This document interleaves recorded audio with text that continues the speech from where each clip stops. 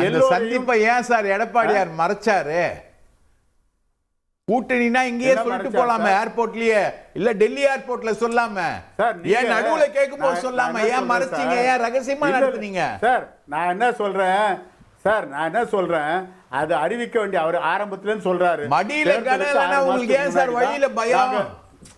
Sir என்ன sir கனம் இருக்கிற திமுக ஆட்சியில் இருக்கு சார். கோடி கோடியா கொள்ளடிக்கிறவங்களும் ஆட்சியில் இருக்காங்க. அமைச்சர் அதாவது முதலமைச்சர் எல்லாத்தையும் கொடுக்குறாங்களே. எது ரகசியமான சந்திப்பு? பார்த்தார் அமித்ஷாவை, சொல்லிட்டு போலாம்ல. ஏங்க பார்த்தது எல்லாம் டிவிலயே வந்தது சார். 3 காரியம் சொல்லலையே சார். செய்தியாளர்கள் கேட்டப்ப கூட டெல்லி ஆபீஸ பார்க்க வந்தேன். உறுதியாக கூட்டணி இல்ல சார். 3 கார்ல போறார், 4 கார்ல போறார். அது அவருடைய வசதி. கூட்டணி உறுதியானதுக்கு பிறகுதான் அறிவிக்க முடியும். நீங்க இதுக்குள்ளே கூட்டணி வந்துட்டுது அப்படின்னு நம்ம அவர் எப்படி சொல்ல முடியும்? இப்ப வரைக்கும் அதிமுக கூட்டணியை பத்தி எல்லாம் பேசல சார், வெளிப்படையா பேசல. இப்ப நீங்க கூட்டணி உறுதியாச்சுன்னு சொல்ல வரீங்களா? அமித்ஷா தான் சொல்றாரு கூட்டணி உறுதிய நேரத்தில் அறிவிக்கப்படும் சார். அதாவது கூட்டணி நிச்சயமாக வரப்போகிறது. ஏனென்று சொன்னால் திமுகவை எதிர்க்க வேண்டும் என்று சொன்னால் பலமான கூட்டணி அதிமுக, பாரதிய ஜனதா தலைமையிலான தேசிய ஜனநாயக கூட்டணி எல்லாம் ஓரணிக்கு வர வேண்டும் என்பது காலத்தின் கட்டாயம். எனவே கண்டிப்பாக எடப்பாடியாரை பொறுத்தவரை இந்த தேர்தலிலே பாரதிய ஜனதா கட்சியோடு கூட்டணி சேர்ந்து தேர்தல் களத்தை சந்திப்பதற்கு தயாராகத்தான் இருப்பார். அதில் எந்த மாற்றமும் இல்லை, இதில் ரகசியமும் இல்லை. காலமும் நேரமும் வருகின்ற பொழுது கண்டிப்பாக பாரதிய ஜனதா கட்சியுடைய தலைவர்களும் எடப்பாடியாரும் இணைந்தே அறிவிப்பார்கள். அதுல எந்த மாற்றமும் இல்லை.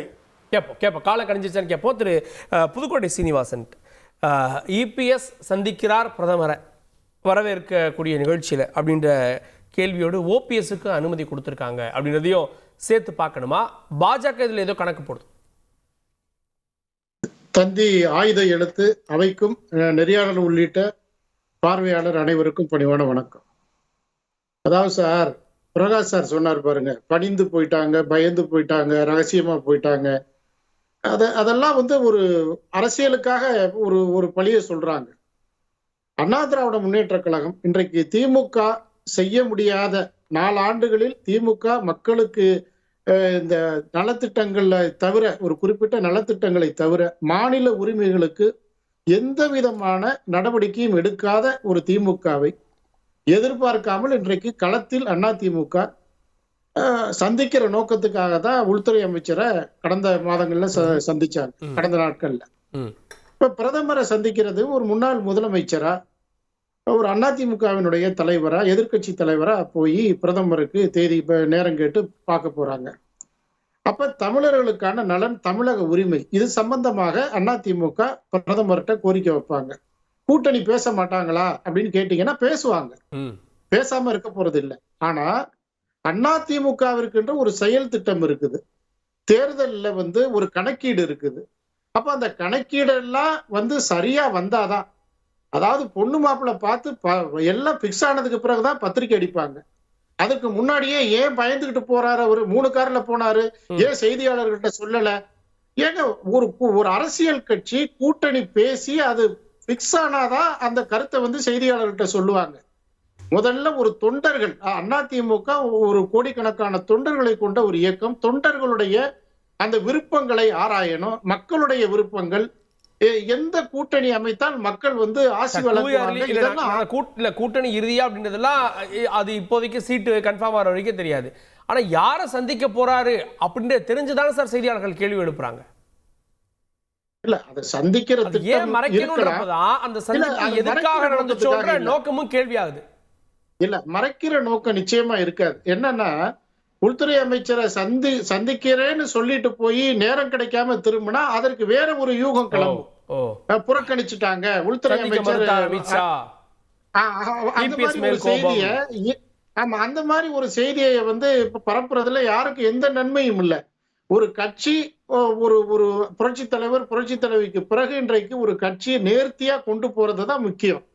அவர் கூட்டணி அமைப்பாங்க. நீங்க கடந்த கால மாநில அரசா இருந்தாலும் சரி, மத்திய அரசுகள் அமைஞ்சது ஒரு பொது எதிரியை ஒவ்வொரு கட்டத்திலையும் 77ல இருந்து நீங்க பாத்தீங்கன்னா, மொராஜி தேசாயில இருந்து விபி சிங் காலத்துல இருந்து பாத்தீங்கன்னா, யார் வலது இடதுமா இருக்கிறவங்க கூட ஒன்னா சேர்ந்து ஒரு பொது எதிரியை வீழ்த்தி இருக்கிறாங்க. இதெல்லாம் வரலாறு. அதிமுக இவங்களோட தான் சேரணும், இவங்களோட சேரக்கூடாது, அரசியல்ல நிரந்தர நண்பனும் இல்லை பகவனும் இல்லைன்ற கருத்தெல்லாம் இருக்குது. ஆனாலும் எல்லாவற்றையும் கடந்து ஒரு பொது நோக்கம் ஒவ்வொரு கட்சிக்கும் இருக்கும். அதிமுகவுக்கு ஒரு செயல் திட்டம் இருக்குது. அப்ப அந்த தேர்தல்ல அந்த திட்டங்களை யார் உற்று நோக்கி ஒப்புக்கொள்ளுகிறார்களோ அந்த கட்சியோடு தான் கூட்டணி அமைப்பாங்க. ஏதோ ஒரு தனிநபர் விருப்புக்காகவும் வெறுப்புக்காகவும் இதெல்லாம் ஒரு கூட்டணி அமைத்தால் அந்த கூட்டணி அது வெற்றியை நோக்கி நகரணும். அது மனக்கசப்போட பல்வேறு பிரச்சனைகளை மனசுல தாங்கிக்கிட்டு ஒரு கூட்டணி. விஜய்கிட்ட பேசினாங்க, விஜய் பிடி கொடுக்கறன்றதால டெல்லியை நோக்கி அதிமுக திரும்பி விட்டதா அப்படின்ற கேள்வியை முன் வைக்கிறாங்கல்ல. இல்ல, ஒரு வருஷத்துக்கு முன்னாடி இது நடக்குது சார். கூட்டணி 6 மாசம், இன்னும் சொல்லனா ஒரு நாளைக்கு முன்னாடி வரைக்கும் கூட்டணி மாறின வரலாறுலாம் இருக்கு. இருக்கட்டும். ஏன் கடந்த காலங்கள்ல பாஜக அதிமுக கூட்டணி வச்சு வெற்றி பெறல. கடந்த காலங்கள்ல பாஜக அதிமுக கூட்டணி வெற்றி பெறாத சூழலும் இருந்திருக்கு.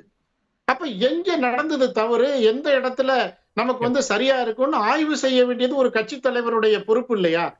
அப்ப அந்த பொறுப்பை எல்லாம் உணர்ந்து தொண்டர்களுடைய உணர்வுகளை அறிந்து மக்களுடைய நாடி துடிப்பை பார்த்துதான் ஒரு கட்சியோட கூட்டணி வைப்பாங்க. அவர் ஒவ்வொரு கட்டத்திலையுமே அவர் சொல்லியிருக்கிறார். இல்ல சார், அந்த சந்திப்பு ஒரு புறம்னா நேத்து 2 சந்திப்புகள் நடக்குது.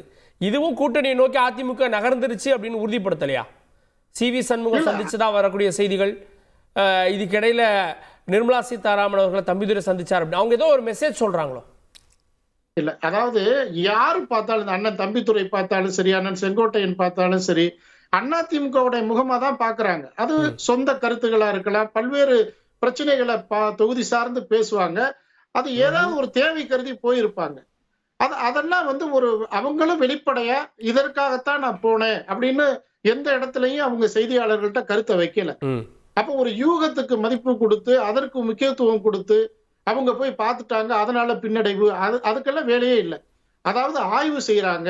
ஒரு களத்துல ஒரு கட்சி அது ஒரு பெரிய வெற்றியை நோக்கி நகரணும் அப்படின்னா, அந்த கூட்டணி வெற்றி கூட்டணியா அமையணும் அப்படின்னா அதற்கான கால அவகாசம் அந்த கட்சியோடு ஒத்து போகிற கட்சியோட தான் கூட்டணி வைப்பாங்க. அவசர கோலத்துல அள்ளி தெளிச்சுட்டு ஒரு பொது எதிரியை வீழ்த்துறதுல ஏதாவது ஒரு சேதம் ஏற்பட்டா, தேக்கம் ஏற்பட்டா அது எப்படி தாங்க முடியும்? அப்ப தமிழக மக்களுடைய உரிமைகளை காப்பதற்கு அதிமுக அதாவது ஒரு களம் அமைக்கிறாங்க சார், ஒரு வியூகம் அமைக்கிறாங்க. அதை நோக்கி தான் அவங்க போவாங்க. அதிமுக அமைக்குதா பாஜக அமைக்குதா அப்படின்ற கேள்வி இருக்கு. நான் கேட்போம் திரு நாகராஜ். கூட்டணி உறுதியாகிறது ஏறக்குறைய அந்த சந்திப்புகளை வெளிப்படுத்துது அப்படின்னா பாஜக தலைமை மாற்றமும் உறுதியாகுதுல்ல? பாஜக தலைமை மாற்றம் உறுதியாகுதா இல்லையான்றது 7ஆம் தேதி அன்னைக்கு நமக்கு தெரிஞ்சிடும். லெட் அஸ் பி ஃப்ராங்க், 7ஆம் தேதி அன்னைக்கு ரொம்ப கிளியர் கட்டாக தெரிஞ்சிடும். பட் தலைமை மாற்றம் நடந்தால் அண்ணாமலை எங்கே செல்வார் அப்படின்னு ஒரு கேள்வியும் எல்லாத்தையும் இருக்குது. நடக்குதா இல்லையான்றதை பார்க்கணும். பட் அண்ணாமலை எங்கே செல்வார்? அண்ணாமலையும் தமிழ்நாட்டில் தான் இருப்பார். இவங்க எப்படி பண்ண போகிறாங்க அப்படின்னா, அண்ணாமலையும் இருப்பார், அதே நேரத்தில் ஒரு புதிய தலைமையும் வரும். அந்த ஒரு ஸ்ட்ராட்டஜியில் தான் அவங்க மூவ் ஆகிறது மாதிரி தெரியுது. இதில் 2 விஷயம் நம்ம பார்க்கணும். எல்லாமே என்னென்னா, திமுக முன்னாடி போய் கூட்டணி வச்சா அது எதுவும் பிரச்சனை கிடையாது. அதிமுக போய் முன்னாடி கூட்டணி வச்சா அது அடிமைத்தனம், திருட்டுத்தனம், அந்த மாதிரி என்ன சொல்கிறாங்க. இது ஏன் எனக்கு சொல்கிறாங்கன்னு புரியவே இல்லை.